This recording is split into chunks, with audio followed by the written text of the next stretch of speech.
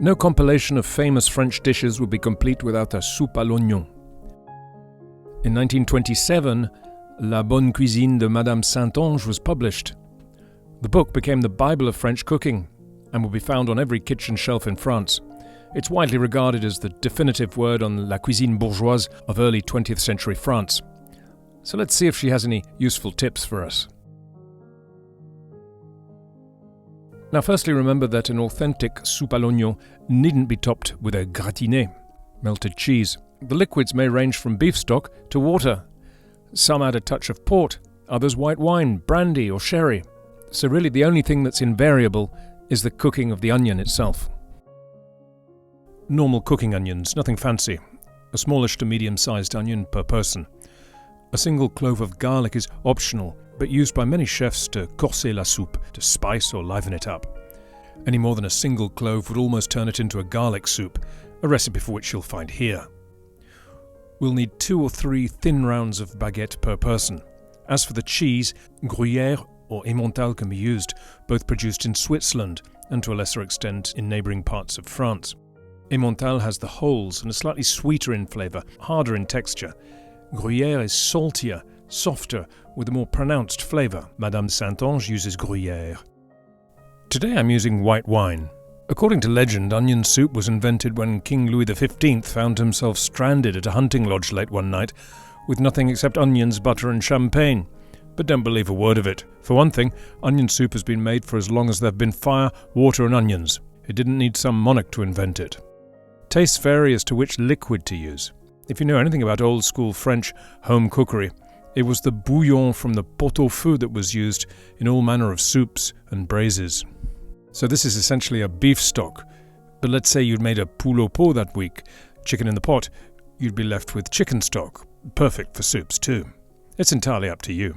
Madame Saintonge calls for water, but then states that the liquid always used in good restaurants is bouillon, beef stock. 1.5 tablespoons of butter for cooking the onion, and a little flour to thicken the soup ever so slightly. Madame Saintonge tells us to remove all the tough part of the root and to slice into very thin, even slices. She says onions cut too thick are unpleasant to find in the soup, and if the slices are not even, the thin pieces will be browned before the large pieces have even begun to colour.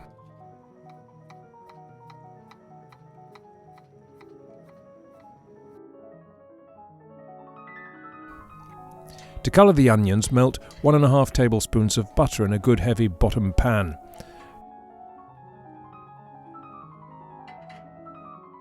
Add the sliced onions, and from that point on keep stirring with a wooden implement over a moderate heat, almost without interruption, until the onion starts to turn uniformly golden, perhaps 20 to 30 minutes.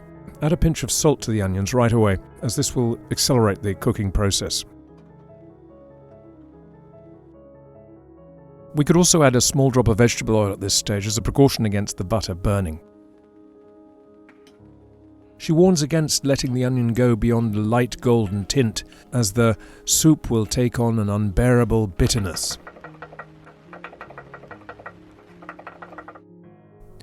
A couple of minutes before the onion's ready, stir in the chopped garlic.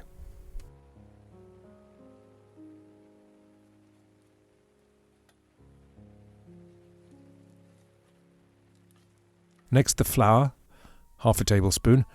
Mix it well, stirring constantly until it's starting to take on a little colour. Like the onion, she says, it must not become too brown.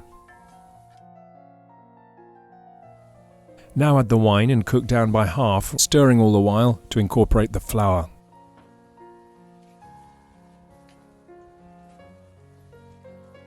Next add the bouillon, possibly whisking the first drops in to prevent any lumps of flour forming.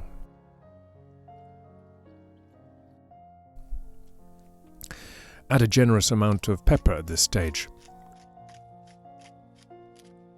Cook at a low simmer for 20 minutes.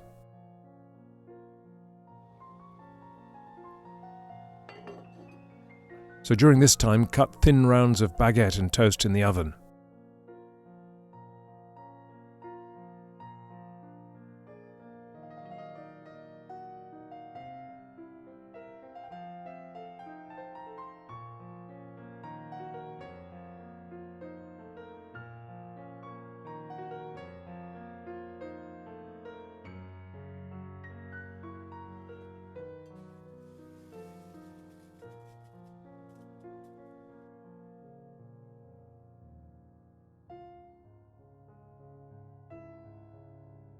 Taste the soup and, if necessary, adjust the seasoning with salt and pepper.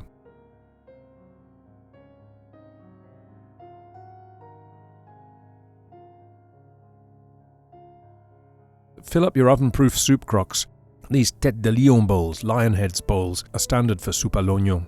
Top with croutons. I think 3 rounds was overdoing it. I'd only use 2. And sprinkle them with grated cheese, taking care that the cheese covers the entire surface and covers the edge of the bowl.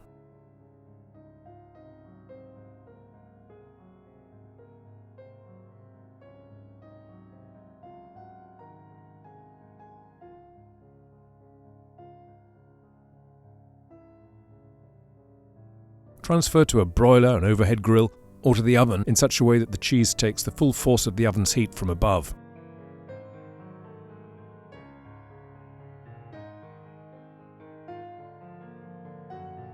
Due to the soup's restorative properties, it's often referred to as la soupe lendemain de fête, meaning the day after a celebration, especially at New Year, or sometimes soupe à l'ivrogne, drunkard's soup.